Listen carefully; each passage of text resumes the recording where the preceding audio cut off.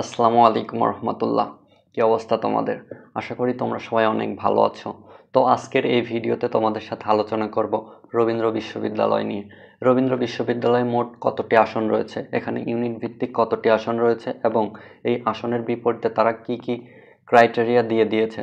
তো এই নিয়ে আজকে বিস্তারিত আলোচনা করব। তোমরা যারা ভিডিওটি দেখছো তোমাদের অনুরোধ প্রথম থেকে শেষ পর্যন্ত দেখার জন্য, এবং তোমরা যারা আমার এই চ্যানেলে নতুন, অ্যাডমিশন রিলেটেড আপডেট ভিডিওগুলো সবার আগে পেতে এই চ্যানেলটি এখনই সাবস্ক্রাইব করে রাখো। তো চলো কথা না বাড়িয়ে ভিডিওটি শুরু করা যাক। তোমরা কত পজিশনের মধ্যে থাকলে রবীন্দ্র বিশ্ববিদ্যালয়ে সাবজেক্ট চয়েস দেবে এবং তোমাদের কত পজিশনে থাকলে রবীন্দ্র বিশ্ববিদ্যালয়ে সাবজেক্ট চয়েস দেওয়া উচিত, এই নিয়ে আজকে আলোচনা করব। তো শুরুতেই 2024-25 শিক্ষাবর্ষে রবীন্দ্র বিশ্ববিদ্যালয়ের যে ন্যূনতম ভর্তি যোগ্যতা রয়েছে সেটি দেখব। তো এখানে কয়েকটি অনুষদ রয়েছে, তার মধ্যে প্রথমে রয়েছে কলা অনুষদ। কলা অনুষদভুক্ত সাবজেক্ট রয়েছে বাংলা। বাংলা বিভাগের সায়েন্সের জন্য রয়েছে 15টি আসন, মানবিকের জন্য রয়েছে 30টি আসন এবং ব্যবসায় শিক্ষার জন্য রয়েছে 5টি আসন। সর্বমোট 50টি আসন রয়েছে কলা অনুষদ বিভাগে। তারপরে রয়েছে সামাজিক বিজ্ঞান অনুষদ। এখানে সাবজেক্ট রয়েছে অর্থনীতি এবং সমাজ বিজ্ঞান। তো অর্থনীতি এবং সমাজ বিজ্ঞান উভয় বিভাগে এ ইউনিটের জন্য 20টি, বি ইউনিটের জন্য 20টি এবং সি ইউনিটের জন্য 10টি করে আসন, মোট 50টি করে আসন। তো তারপরে রয়েছে ব্যবসায় প্রশাসন ইউনিট।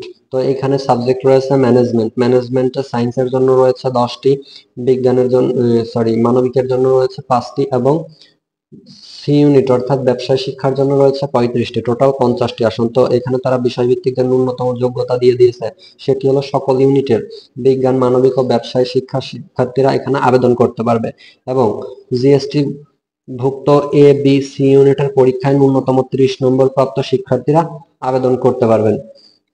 তো তারপর রয়েছে সঙ্গীত ও নৃত্যকলা। তো এখানে আসন সংখ্যা রয়েছে 25টি। এখানে যে শর্তাবলী তারা দিয়ে দিয়েছে সেটি হলো সকল ইউনিটের বিজ্ঞান, মানবিক ও ব্যবসায় শিক্ষার্থীরা আবেদন করতে পারবে এবং জিএসটি ভুক্ত এ বি সি ইউনিটের পরীক্ষায় ন্যূনতম 30 নম্বর প্রাপ্ত শিক্ষার্থীরা এখানে আবেদন করতে পারবেন। তারপরে রয়েছে সঙ্গীত বিভাগে আবেদনকারী শিক্ষার্থীদের ব্যবহারিক পরীক্ষায় অংশগ্রহণ করতে হবে এবং 100 নম্বরের ব্যবহারিক পরীক্ষার মধ্যে 5 নম্বর 30। তো এখানে কোটায় যে আসনগুলো রয়েছে সে কোটায় হচ্ছে মুক্তিযোদ্ধা কোটায় 3টি আসন রয়েছে বাংলাতে, প্রতিবন্ধী কোটা 1টি এবং উপজাতি কোটা 1টি। তারপর অর্থনীতিতেও সেম, সবগুলাতেই সেম ভাবে আসন বিন্যাস রয়েছে এবং সঙ্গীত বিভাগে মুক্তিযোদ্ধা কোটা রয়েছে 2টি।